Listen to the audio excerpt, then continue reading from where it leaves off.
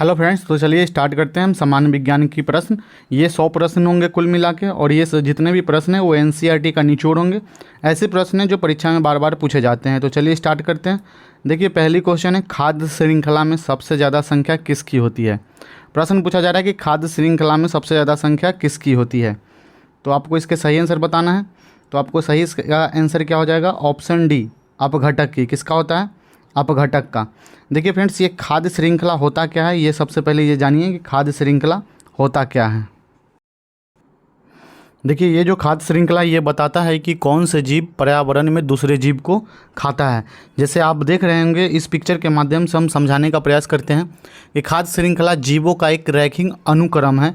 जैसे देखते हैं, ये जो मेढक है, ये मेढक को सांप खाता है, सांप को ईगल खाता है। इस तरह से ये क्या है, ये एक रैखिक अनुक्रम है जहाँ पोषक तत्व और ऊर्जा एक जीव से दूसरे जीव में स्थानांतरित होती है।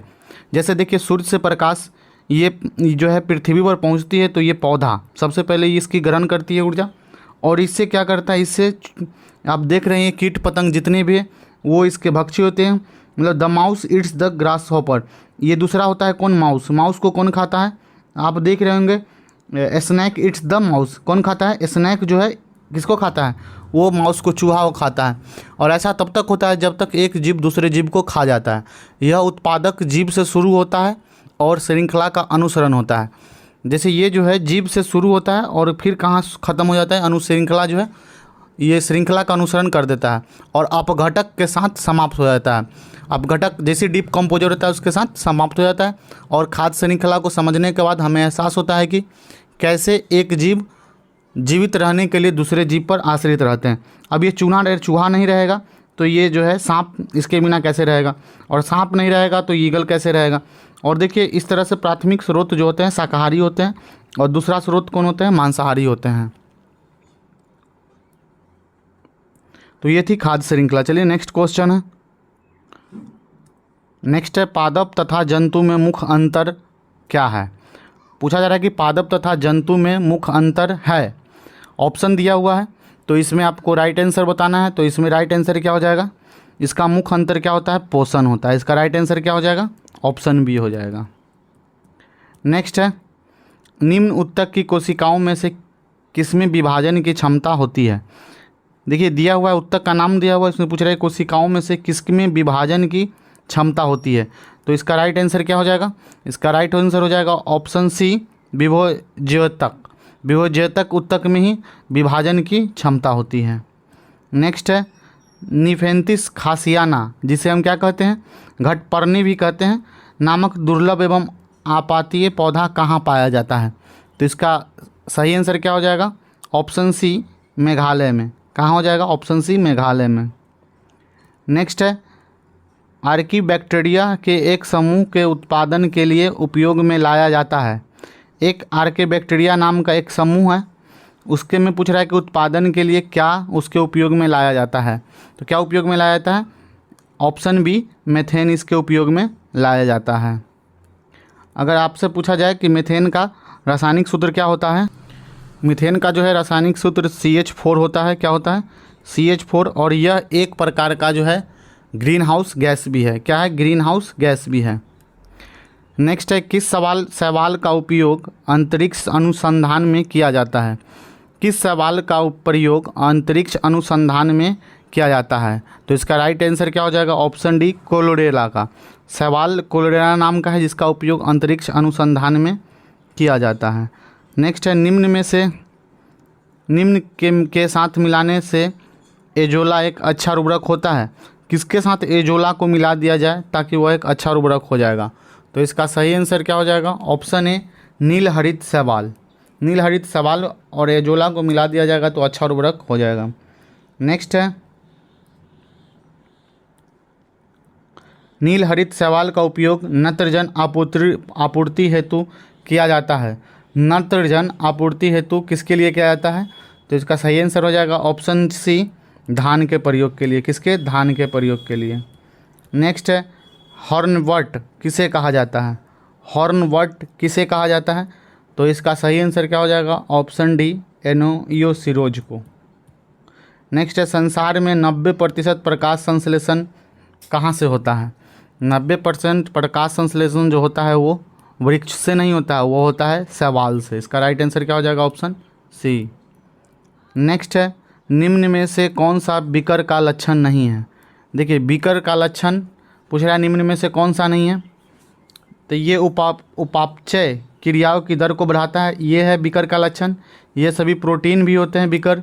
ये रासायनिक क्रियाओं को नष्ट हो जाता है, इसमें जो है रासायनिक क्रियाओं का नष्ट हो जाता है, नहीं ये गलत है, ये इसकी लक्षण नहीं है, ये विशिष्ट क्रियाओं में भाग ले सकता है। तो इसलिए इसका राइट आंसर क्या हो जाएगा? Option C. नेक्स्ट है, केसर में पुष्प क्या है? केसर जो होता है उसमें पुष्प किस प्रकार का होता है, जिसे कम ताप पर और अधिक ताप पर क्या प्रभाव पड़ता है? तो हम आपको बता दें, वो जो है कम ताप पर बंद हो जाता है और अधिक ताप पर क्या होता है? खुल जाता है। इसलिए इसका राइट आंसर क्या हो जाएगा? Option B. नेक्स्ट है, हॉकी स्टिक बनाई जाती है। हॉकी स्टिक जो आप देखते हैं वो किससे बनाई जाती है? वो एक मोरस एल्वा से बनाया जाता है। मोरस एल्वा एक पेड़ होती है, उसी से हॉकी स्टिक बनाया जाता है। नेक्स्ट है, निम्न में से कौन से संघ में जातियों की संख्या सर्वाधिक है? देखिए ये सब एक संघ है, आपसे पूछा जा रहा है कि इनमें से किसकी जाति की संख्या सबसे अधिक है। तो इसमें सबसे अधिक ऑर्थोपोडा की संख्या अधिक है। अब ऑर्थोपोडा के अंतर्गत क्या क्या आते हैं? ऑर्थोपोडा के अंतर्गत भूमि पर जितने कीड़े होते हैं, मकड़िया, बिच्छू, सेंटीपीड, मिलीपेड, पानी में जितने केकड़े होते हैं, झींगा मछली, ये सब जितने हैं ऑर्थोपोड के उदाहरण हैं। इसलिए ऑर्थोपोडा में सबसे अधिक संघ जातियों की संख्या किस में है? ऑर्थोपोडा संघ में सबसे ज़्यादा जाति की संख्या है। नेक्स्ट है, युगलीना में पर्णहरित अर्थात क्लोरोफिल होता है, फिर भी इसे जंतु मानते हैं क्योंकि यह, ऑप्शन दिया हुआ है, क्योंकि यह जो है सूर्य के प्रकाश की अनुपस्थिति में जंतुओं की भांति पोषण करता है। इसलिए इसका राइट आंसर क्या हो जाएगा? Option C. क्रोबा दंश में रोगी की मृत्यु का कारण क्या है? क्रोबा दंश एक बीमारी है, उसमें पूछ रहा है कि मृत्यु का कारण क्या होता है? तो उसमें जो है मृत्यु का कारण होता है ऑप्शन, तंत्रिकाओं की निष्क्रियता के कारण ही इसकी मृत्यु हो जाती है। निम्न में से कौन सा कीट सामाजिक है? पूछ रहा है कि निम्न में से कौन सा कीट सामाजिक है? तो दीमक जो कीट होता है वो सामाजिक कीट होता है, वो हर घर में होता है। रेशम किससे बनता है? रेशम जो है किससे बनता है? ये लार्वा की लाड़ ग्रंथि से ही रेशम बनता है। इसलिए राइट आंसर क्या हो जाएगा? Option A. हमारे शरीर में रोवाम्बी उपकलाएँ किसमें मिल सकती है? रोवाम्बी उपकलाएँ जो है हमेशा जो है ट्रैकिया, मस्तिष्क की पार्श्व गुहा एवं अंडवाहिनियों से मिल सकता है। इसलिए राइट आंसर क्या हो जाएगा? ऑप्शन जी। हिस्टियोसाइट्स क्या होती है? हिस्टियोसाइट्स एक प्रकार की मैक्रोफेजेज है। इसका राइट आंसर क्या हो जाएगा? Option B. नेक्स्ट है, स्तनियों में बाह्य कंकाल का उदाहरण क्या है? स्तनियों में बाह्य कंकाल का उदाहरण क्या है? नाखून, बाल और खुर। इसलिए ऑप्शन इसका राइट आंसर क्या हो जाएगा? डी। रेखित पेशी तंतुओं का प्रमुख प्रोटीन्स क्या है? तो प्रमुख प्रोटीन्स क्या होते हैं? मायोसिन एवं एक्टिन। इसलिए राइट आंसर क्या हो जाएगा? Option A.